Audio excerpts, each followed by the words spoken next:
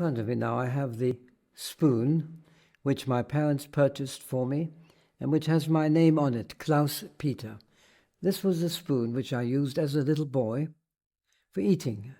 I loved the spoon, and I think I ate better because I had it. My parents had to give up everything which was of any value, and this is real silver. But they hid this, and they put it into their hand luggage. That's why I've still got it. It's the only thing I have of when I was young in Germany. It was hidden by them in the hand luggage, and that's why it survived, because when we reached England, we just had our hand luggage and nothing else. So it's got sentimental value for me. It's just a spoon, but it has a lot of meaning attached to it. I'm holding in a hand a little figurine of a robin, which I remember having admired when I went to visit my grandparents' flat in Germany. It survived the war, and it can be seen on an old photograph of my grandparents, where I first got to know it. I'm delighted to see that it's still in one piece, and that it survived all those years. We found it among my grandmother's assets after she died, and we were clearing out the house. She loved it, I know, and we've loved it ever since.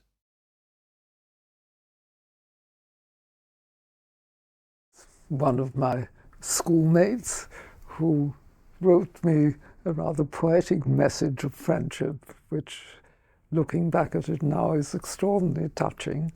And I'm really very happy and to some extent surprised that I have managed to keep this.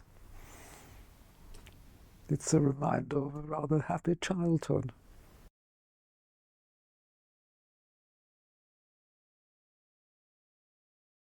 This is a letter of dismissal from my father from being a lawyer. Instant dismissal, because he could not prove his Aryan descent.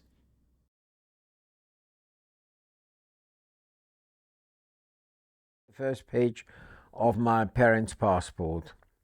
The red J was a forerunner of the yellow star, which is meaningless, but it should be humiliating and so on. And there's also the addition that every Jewish male had to have Israel as a first name, and every Jewish female Sarah. Both these photos were taken at the same time as mine, and that was at the earliest opportunity to get passport photos after the fall of Austria. These are leaves from prayer book, which were found by my father in the courtyard of the synagogue, possibly the Oranienburger Straße, after Kristallnacht. And as you see, they're singed and burnt and were flying about, and he picked them up. And luckily I found them in his effects, and I've had them put in a box frame so that they stay safe.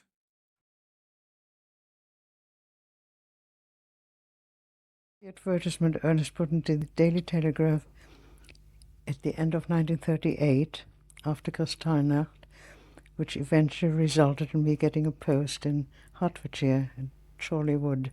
German Jewish girl, aged 19, still in Berlin, requires position immediately in English household as general servant, qualified for every domestic work, fond of children, specializing in Viennese cooking, skilled needleworker, and versed in tailoring. Apply Lachmann, Berlin Tempelhof, Kaiserkorso 3, or Heyman, 8 Highfield Court, London, Northwest 11. This is my mother's cookery book. When we left Germany, my mother gave it to my sister because my sister and I, we both couldn't do any cooking or anything. We only came here as domestics. So she gave us her cookery book. And as you can see, it's very well used, because my sister and I, we use it practically daily. So, but can't show you more, because it's all written in German. But it was very helpful. So if people have to go somewhere quickly, I would advise them to take a cookery book as well.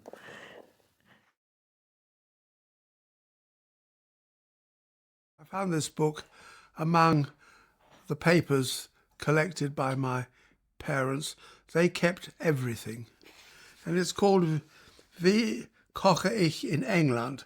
It's translated, it means, How should I cook in England? And it's a German publication from 1938. And I believe it was given to the students at the cookery school where Alice learnt for 6 months. And it's got inside it all sorts of little notes, like how to lay a table, how to serve, from which side and who to serve first, and the correct etiquette and protocol for serving. Number tag issued to Otto Hatter on registration for Kindertransport, 4th December 1938. 360 children were registered that day. I keep it in the Shemot, in my, I'll show you in my the book Exodus, right? Shemot. I keep it inside there.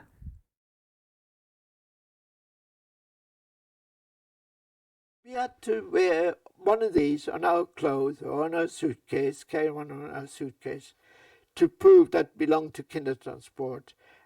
I had that on my suitcase when I came over to England, end of June, beginning of July, 1939. It's my entry permit, I suppose. When we came here, that was the permit to come to this country, which also was conditional that we came for educational purposes only, up to the age of 16. That was that was the restriction at that time. Of course, things changed completely once war broke out. All this went by the board. But certainly we were only coming here on a temporary basis. This is a picture taken from the prayer book that my father gave me on the day when I left Berlin to come to England. It's a book where he's put 10 guidelines of your father, how to behave, how to conduct yourself in life.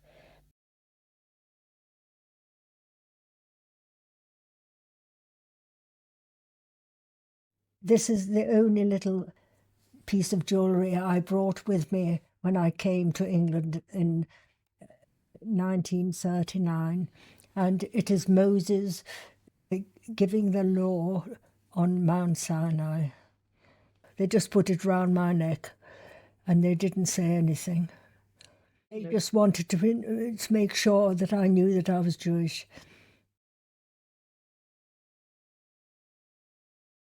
This is my grandmother's wedding ring, grandmother that I never knew. When my father left Vienna in December 1938, he said goodbye to his mother, and at the last moment she took her wedding ring off and she gave it to him, and she said, "That's for you."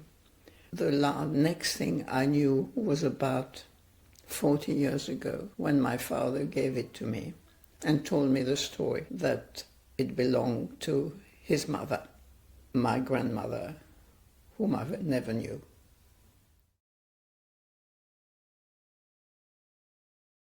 This is the last act of my mother's father.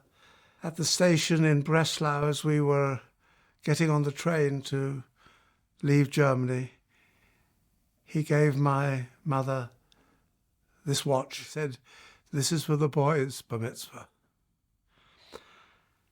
And she kept it, and she showed it to me periodically.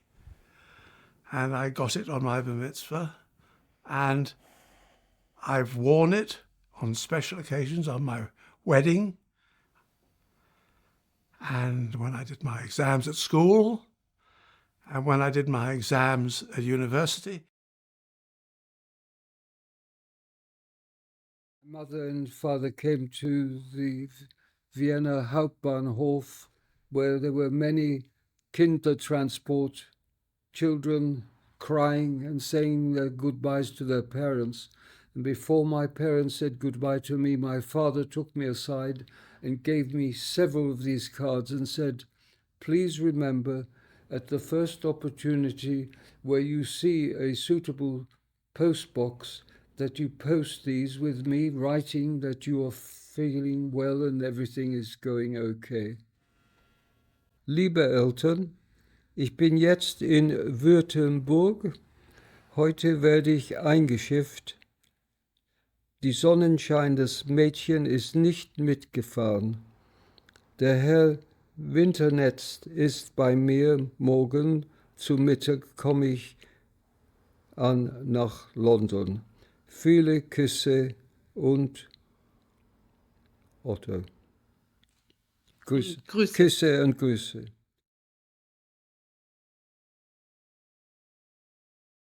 This is a picture of my diary, one entry in my diary just before I left for England. It played a big part in my life because I recorded many instances in this diary, and it was one that was perused in great detail by the Gestapo at the frontier before I was able to get into Belgium.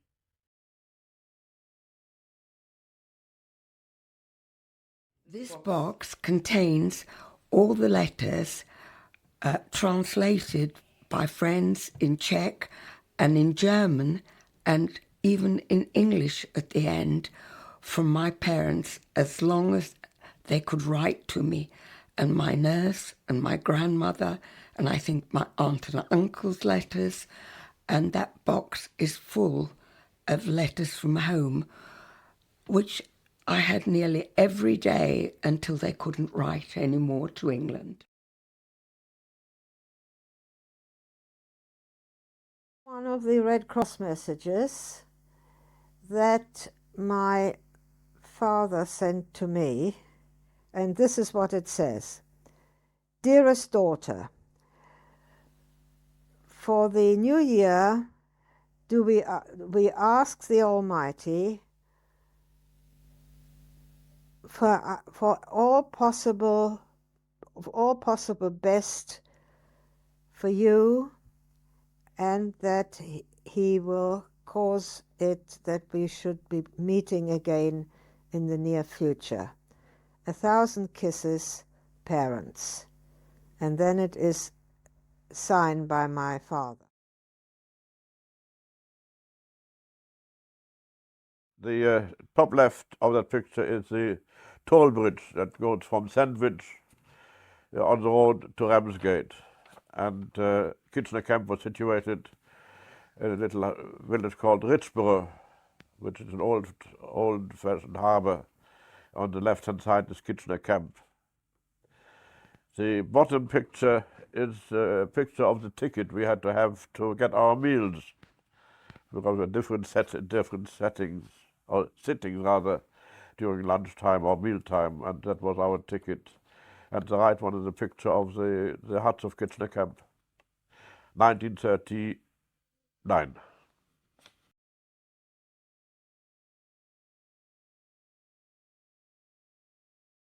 This photo shows the first page of the aliens registration book in Manchester, which had to be presented at the police station every year of Rabbi David Feldman, my father.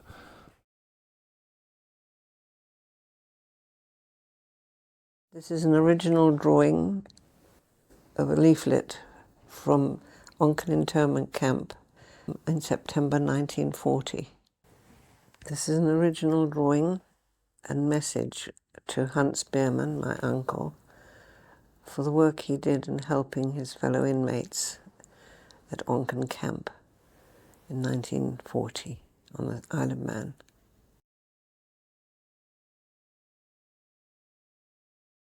This is a drawing by a Professor Hoffmann, which he did on our trip on the Dunera to Australia. It was done in August 1940. And he gave it to you immediately, or how? Oh yes, he did it on the spot under terrible circumstances, but he gave it to me straight away. And that is one thing I kept.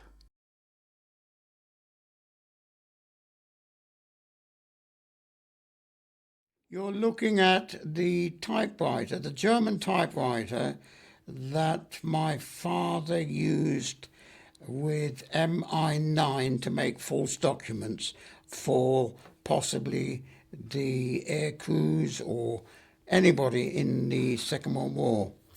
It was my father's, and I inherited it. In actual fact, I did some of my schoolwork on it.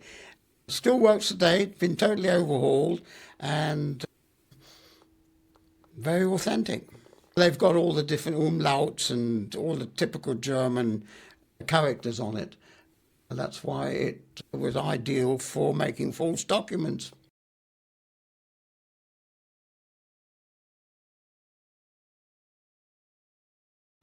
Cambridge, Parker's Peace, Land Army, 1941.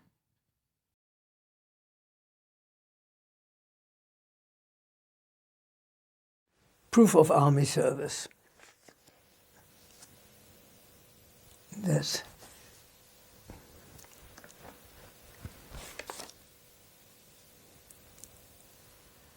My army service career.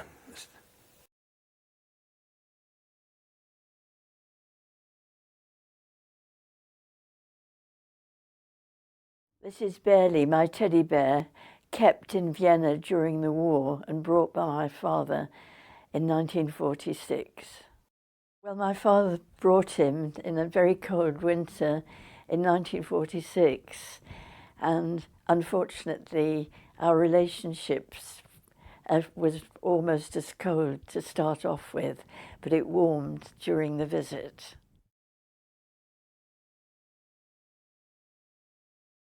When I was tiny, Mary Plain books were amongst my favourites. And so when I was given this teddy, I never had a proper doll. There was no question that the teddy was female and would be called Mary. Mary was made for me by my substitute grandmother, Charlotte Bundy, another refugee in North London.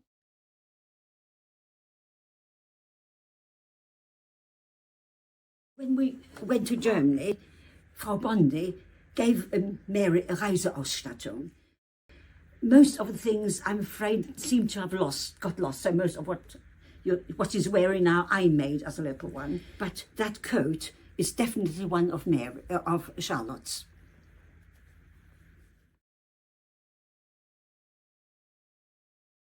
One of my sponsors was one of my tutors at art school called John Farley. Well, this is what John Farley wrote, and I wish I'd known he thought that at the time. He didn't say to me. Dear Sir, I met Miss Carr in the early years of the war, I think 1940, as an evening student at St. Martin's Art School. I have always had a high opinion of her, and all her associates have shared that opinion. I have been in constant touch with her ever since. In fact, she is still studying. So that's how I became a Brit.